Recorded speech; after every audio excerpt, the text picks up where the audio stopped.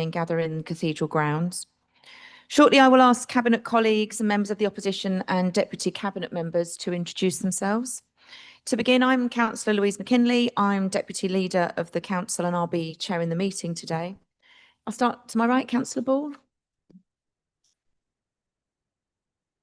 Good morning, Tony Ball. I'm the Cabinet Member for Education Excellence, Lifelong Learning and Employability. Good morning, Peter Schwer, a Cabinet for Environment, Waste Reduction and Recycling. Good morning, Councillor McKinley. John Spence, Cabinet Member for Children's Services, Adult Social Care, Public Health and NHS Integration.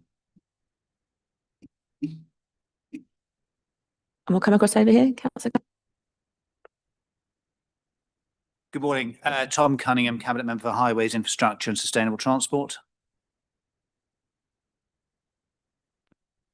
Good morning, Lee Scott, Cabinet Member for Housing Planning and Regeneration.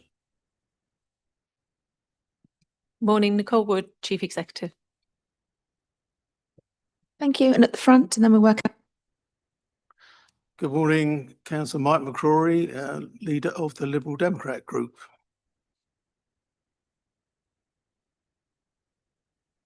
Good morning, Councillor Lorraine Shaw, Deputy to Tom Cunningham. Good morning, Councillor Mark Platt, Deputy Cabinet Member. Good morning, Councillor Culligan-Yalmey, Chairman of the DNR Committee.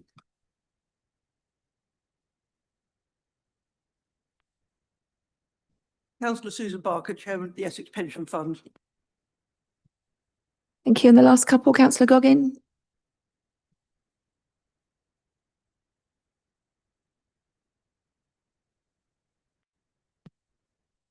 Good morning and thank you.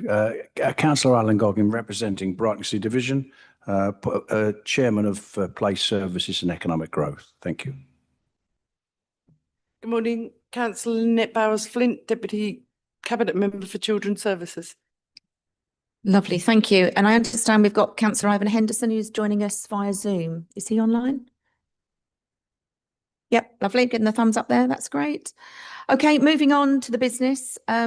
Agenda item 1, apologies and declarations of interest. There have been no changes to the membership of the group since the last meeting. We have received apologies from councillors Bentley, Durham, Whitbread, Lewis and Pond. Are there any others? No, thank you. Declarations of interest, anything to declare? No, lovely, thank you. Agenda item 2, minutes from the previous meeting on the 16th of October. Are colleagues happy for me to sign these as a correct record?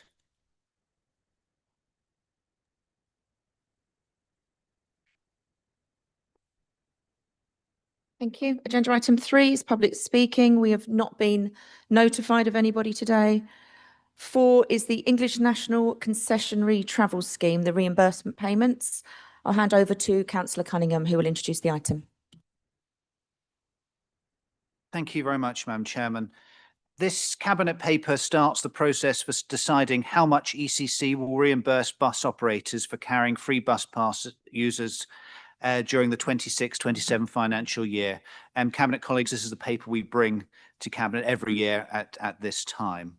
There is a statutory duty on Essex County Council to provide a free bus to eligible residents who are people of pensionable age and people with disabilities, and a reciprocal statutory duty to reimburse bus operators for accepting these passes, with the aim of leaving them no better and no worse off than they would be if the scheme had not existed. Bus operators do not make money out of the scheme. The sum paid to them is adjusted because there is an assumption that more journeys are made because they are free. Bus operators do not receive the full fare for a concessionary journey. We are required to publish a draft scheme by the 1st of December each year with our initial proposals for the next year, and to publish a final scheme 28 days before the scheme comes into effect on the 1st of April each year. Between these two dates, ECC is required to negotiate with bus operators over the final shape of the scheme.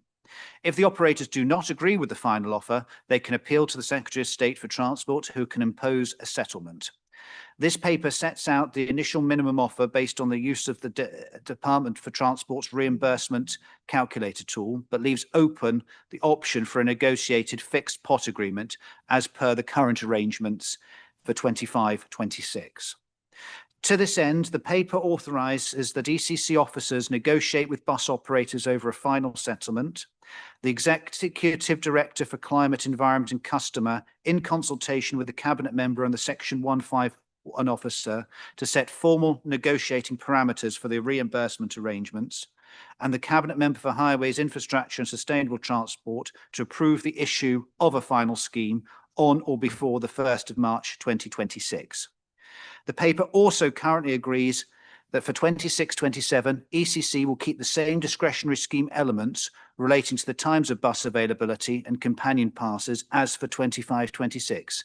This allows pass holders to travel between 9 o'clock and midnight on weekdays and at all times at weekends and on bank holidays, and for people with severe disabilities to have a companion travel with them for free.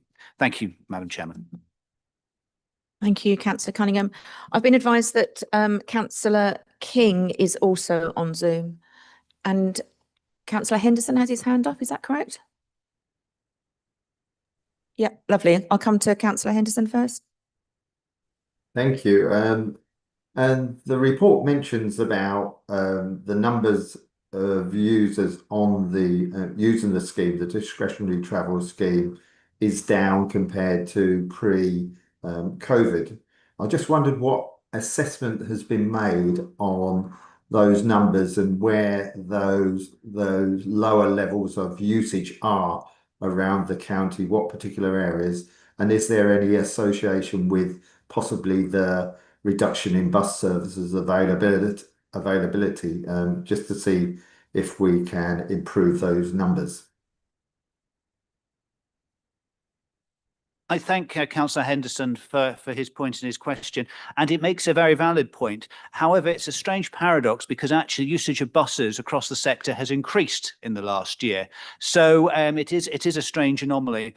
I think we can look into this. It may be something that we and the bus providers need to do a little bit more about in terms of communication and signposting the details of the scheme, but in terms of where the specific decline in numbers is originating from, I haven't got that precise detail, but I'm very, very happy to look into that and give them a more comprehensive response. Thank you. Thank you. Do we have any other questions or comments? No. Okay, we'll take that to the vote. Is that agreed? Agreed. Thank you. Sorry, Chairman, just for the mod, it's recommendations 2.1 to 2.4. Thank you. So on that basis, everything agreed? Thank you. Okay, agenda item 5 is the future requirements for the temporary resourcing services. So members will be aware that as a council, we have a very high number of permanent workforce, just under 7,500. However, you'll appreciate there will always be many situations where temporary workers are required, whether that's for time-limited funding, a specific project, or greater flexibility at a time of year when there is increased demand. The paper sets out that we have an average of 530 temporary workers at any one time, and the specific requirements for processing the payroll and timesheets of the temporary workers have been carried out for the last 4 years via a contract with Matrix SCM. Now, that 4-year contract is due to come to an end at the end of November, and the first purpose of the paper is to seek agreement to extend the contract with Matrix SCM for 1 more year. In conjunction with this, the council have been using what's called a dynamic purchasing system to recruit staff at short notice. And this is an arrangement with a pre-agreed range of employment agencies and agreed rates of pay, which can then be called upon last minute if need be. The second recommendation in this paper is to seek Cabinet approval to continue with this arrangement over the same 12-month period. Agreeing to the extensions above, work can then begin on the procurement of the new arrangements to come into effect from November next year. Recommendation 2.3 seeks Cabinet agreement to begin this procurement. It's worth noting that as set out in 3.7, other councils have also come to use this service, including nearly all Essex districts and 1 council from Hertfordshire. Ultimately, this decision in the paper are about process rather than spending new amounts of money or implementing a specific policy. But nevertheless, it's a process which ensures the efficient running of the council and effective delivery of services with the flexibility around workforce where needed. As such, I will move the recommendations as laid out in the report. Are there any questions or comments? Councillor McCrory? Thank you. I was going to ask the Cabinet member if he could just, first of all, give us a feel for the range of staff that are employed in this way. Is it across the whole board, or is it a particular cohort of staff? Does it include interims as well? I would just be interested to hear the range of staff which are employed in this way. And in particular, on a point of detail, I was going to ask on 3.12 if he could explain what that actually means, because there seems to be some words missing there. And likewise in 5.2 and 6.3.3, there seems to be words missing in the narrative. Thank you. Thank you. Obviously, the Cabinet member isn't with us today, so we may have to come back with some more detail for you outside of the meeting. But it will cover off a range of different areas within the council, whether that is planned for in terms of people having to step in, or if that's at short notice as well through sickness or such like. But we'll ensure that you've got a full response to the questions that you've raised. They are making a note of them, and we'll come back to you. Any other questions? No? Okay. Is that agreed as per the recommendations in the report? Okay, lovely, thank you. Agenda item 6, decisions taken by or in consultation with Cabinet members. Any questions? No? Are we happy to note the report? That's agreed, thank you. And the date of the next meeting is the 16th of December. I've not been informed of any urgent business, so that concludes the meeting. Thank you.